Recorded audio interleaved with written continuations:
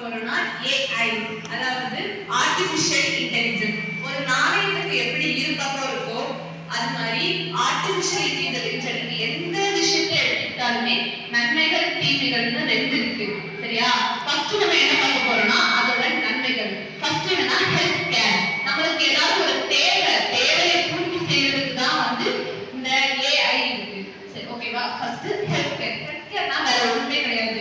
நம்மளுக்கு திடீர்னு ஃபீவர் வருது, திடீர்னு சளி பிடிக்குது அப்படின்னா நம்ம வந்து பாத்துக்கலாம். அதோட நம்ம எனக்கு சளி பிடிக்கிறதுக்கு நம்ம என்ன பண்ணலாம், ஃபீவருக்கு என்ன பண்ணலாம் அப்படிங்கறத வந்து நம்ம அந்த AI வந்து பாத்துக்கலாம். அடுத்து ஆட்டோமேஷனா வேற ஒண்ணுமே கிடையாது. நம்ம எப்படி காலையில எழுந்திரிச்சோடனே பிரஷ் பண்ணிட்டு குளிச்சுட்டு ஸ்கூலுக்கு நான் கிளம்பி வரணும், அது மாதிரி AI என்ன பண்ணலாம், அதை டெய்லி அதை வந்து அப்கிரேட் பண்ணிக்கும். நம்ம வந்து மக்களுக்கு எப்படி, அதாவது பீப்புள்ஸ்க்கு யூஸ் பண்ற மாதிரி நம்மளை மாத்திக்கணும் அப்படிங்கிற ஒரு மோட்டிவோட தான் இந்த AI வந்து செயல்படுது.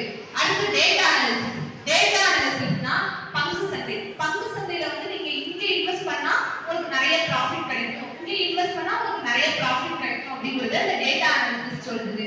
அடுத்து எஜுகேஷன்னா நம்ம ஸ்கூல்ல வந்து படிக்கும்போது மேம்கிட்ட ஏதாவது டவுட் கேட்கலாம். அது மாதிரி வீட்ல போயிட்டு நமக்கு ஒரு டவுட் அப்படிங்கிறப்போ அந்த AI டெக்னாலஜி நம்ம வந்து பார்த்துக்கலாம். எக்ஸாம்பிள் மேத்ஸ் டவுட்டா இருக்கும், சயின்ஸ்ல வந்து எந்த டவுட்னாலும், எந்த சப்ஜெக்ட்ல எந்த டவுட்னாலும் இது கிளியர் பண்ணும்.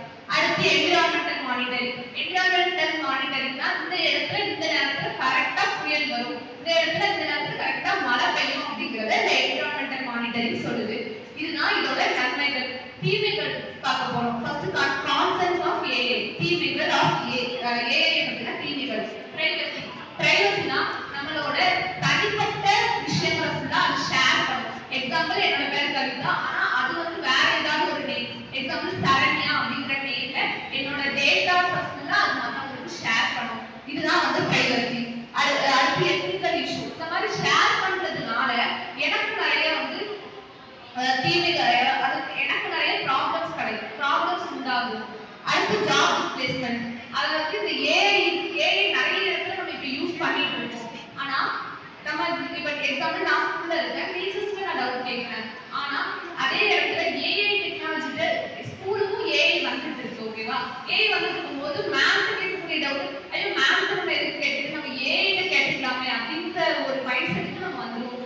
அப்போ ஜாப் டிஸ்பிளேஸ்மென்ட், வேலைகள் வந்து குறைஞ்சிட்டே வரும். ஒரு எக்ஸாம்பிள் ஒரு 100 பேர் வேலை பார்த்துட்டு இருக்காங்கன்னா அந்த இடத்துல 50 பேர் மட்டுமே வேலை பார்க்குற மாதிரி இருக்கும். அடுத்து செக்யூரிட்டினா நம்ம எந்த ஆப்பை எடுத்துட்டாலுமே ஃபர்ஸ்ட் டர்ம்ஸ் அண்ட் கண்டிஷன் அப்படின்னு ஒன்று வரும்.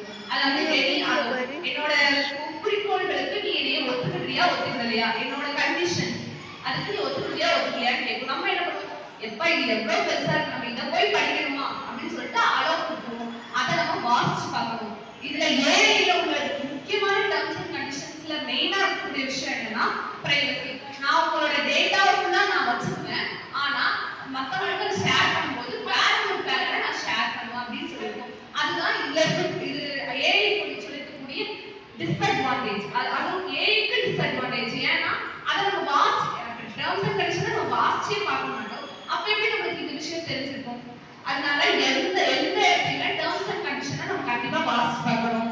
அடுத்து ரெகுலேஷனா அதோட டர்ம்ஸ் அண்ட் கண்டிஷனை இன்னும் அவங்க இம்ப்ரூவ் பண்ணணும். AI டெக்னாலஜில உள்ளவங்க இன்னும் டர்ம்ஸ் அண்ட் கண்டிஷனை இம்ப்ரூவ் பண்ணணும். எப்படின்னா அந்த மாதிரி பிரைவசியை வந்து ஷேர் பண்ணாம நாங்களே வச்சுக்கிறோம், அது பிரைவசியை எடுக்காம வந்து அதோட டர்ம்ஸ் அண்ட் கண்டிஷன்ஸை வந்து அது டெவலப் பண்ணிக்கணும். இந்த AI வந்து ஃபர்ஸ்ட் வந்து 1950ஸ்லாம் அந்த AI வந்து ஸ்டார்ட் பண்ணாங்க. அதுக்கப்புறம் இப்போ வந்து எலான் மஸ்க் வந்து அதை டெவலப் பண்ணிட்டு இருக்காரு. எலான் மஸ்க் என்ன சொல்லியிருக்காருன்னா AI வந்து ஒரு எல்லாமே நமக்கு லிமிட் தான், AI நம்ம லிமிட்டா யூஸ் பண்ணணும். அது ரொம்ப ஓவரா நம்மளோட லைஃப்ல அது இன்டர்ஃபியர் ஆச்சுன்னா அது மோர் டேஞ்சரஸ் அப்படின்னு சொல்லிட்டு எலான் மஸ்கே சொல்லியிருக்காரு. டெவலப்